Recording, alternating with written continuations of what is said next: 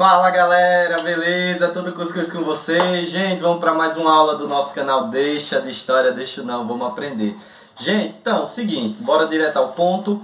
Na última aula falamos sobre a queda do Império Romano, ok? Mas Roma ainda continua a existir como existe até hoje, né? Isso, capital da Itália e tal. O que acabou foi aquele império, aquela dominação romana no continente europeu, asiático e norte-africano. E essa queda, só relembrando, refrescando a memória de vocês, se deu a partir da invasão dos povos bárbaros. Desses povos bárbaros, os que vinham ali da região germânica, que hoje é a atual Alemanha, pegava um pouquinho da França, entenda que o mapa europeu desse início de Idade Média tinha outra configuração. Então talvez seja estranho alguns nomes, mas eu vou fazer o esforço de tentar representar o país atualmente, ok? Então é isso, galera, vamos iniciar a Idade Média. Show de bola. E uma curiosidade, hoje é Sexta-feira da Paixão, galera, né? Então vamos falar um pouquinho aí também sobre o cristianismo, sobre essa expansão pós-Império Romano. Então é até uma data bem simbólica para estar gravando esse vídeo. Não sei se eu vou conseguir publicar hoje, mas vamos nessa. Voltando a invasões bárbaras, desses povos germânicos, o mais importante, o que mais se destacou foram os francos. E dentro desses povos francos, há duas dinastias, as mais importantes, que eu vou trabalhar na aula de hoje. A primeira é a Merovingia, até pelo nome do próprio rei da época que conseguiu unificar esses povos. No caso, o rei Meroveu. Beleza? Estamos falando aí, gente, de 447 depois de Cristo, ok? Então já estamos aí no século V, início esse da Idade Média.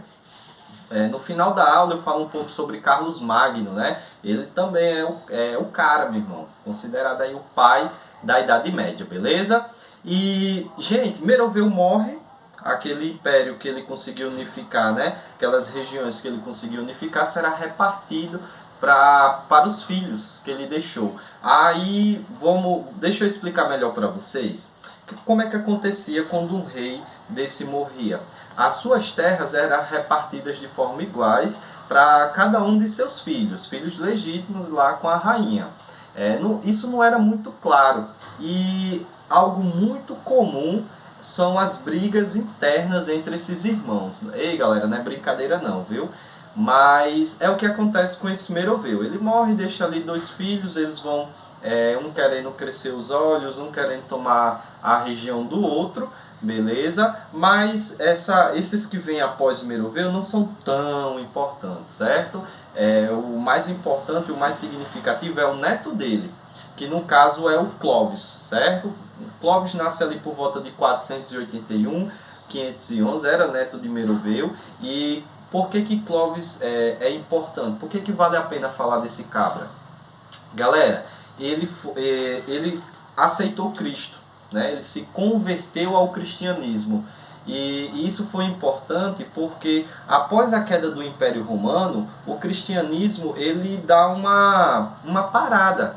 Porque quem estava expandindo essa religião era o Império Romano. Como não há mais, e aí esses povos bárbaros de religiões pagãs, né, acreditavam em vários deuses, né, o que a gente chama de politeístas. Então temos ali a partir de Clovis, né, a conversão ao cristianismo desse povo bárbaro, desse povo franco. Então a Igreja Católica ela consegue um novo fôlego, né, para continuar a sua expansão aí pelo continente europeu.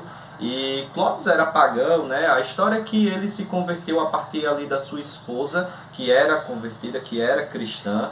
Para ele isso não tinha nenhum problema, ela ia para as missas lá. Só que em um dos seus regressos para casa, ele se vê em apuros, é atacado, estava ali no limite, na beira da morte, e aí ele faz uma promessa a Deus, né? Caso ele salve a vida dele, ele iria se converter ao cristianismo. Então isso foi muito significativo, né, para que a expansão da Igreja Católica pudesse continuar. Outra característica interessante dessa dinastia merovingia são os cabelos longos. Então, para que você pudesse ser rei, né, você precisava ter os cabelos longos. Então isso aí já gerava algumas suspeitas, né? Porque você via ali uma criancinha da nobreza já deixando o cabelo crescer, só o pessoal em volta já deduzia, né, que ali poderia ser uma pessoa que pudesse concorrer a esse cargo de rei, tomasse o poder, enfim. Talvez, né, não vou duvidar que alguns assassinatos tenham acontecido por essas deduções, mas para ser rei dessa dinastia merovingia, você sim precisava ter os cabelos longos. Eu vou botar aqui algumas imagens dos reis dessa dinastia e você vai reparar como eram os cabelos deles, né? Ei, Deus. Mas, galera, é isso, né? A esposa lá do Clovis consegue, né, ajudá-lo nessa conversão, a Clotilde, né? E ele se converte lá na Catedral de Reims, lá na França, beleza? Após a morte dele, ele deixa ali 4 filhos legítimos. Novamente, toda essa vastidão será repartida em 4, né, para os seus filhos. Galera, só para relembrar novamente essa região, pega ali parte da França, parte da Alemanha, que é a região, nesse passado, correspondia à Gália, certo? A Quitânia, né? A Lombardia, e enfim. Mais uma informação importante também é que ali no sul da Península Ibérica, onde atualmente é a Espanha, né? E parte de Portugal, já havia a presença de muçulmanos naquela região. Eles vão fundar a cidade de Andaluz, e é interessante mencionar porque há vários conflitos entre os povos francos, né, e os povos muçulmanos daquela região. E aí, tocando nesse assunto, gente, eu vou falar de um cara muito importante ainda dessa dinastia merovingia, que foi o Carlos Martel. Calma, ainda não é o Carlos Magno, mas esse cara também é considerado um herói da cristandade, porque ele conseguiu frear o avanço dos mouros, dos muçulmanos, na Europa.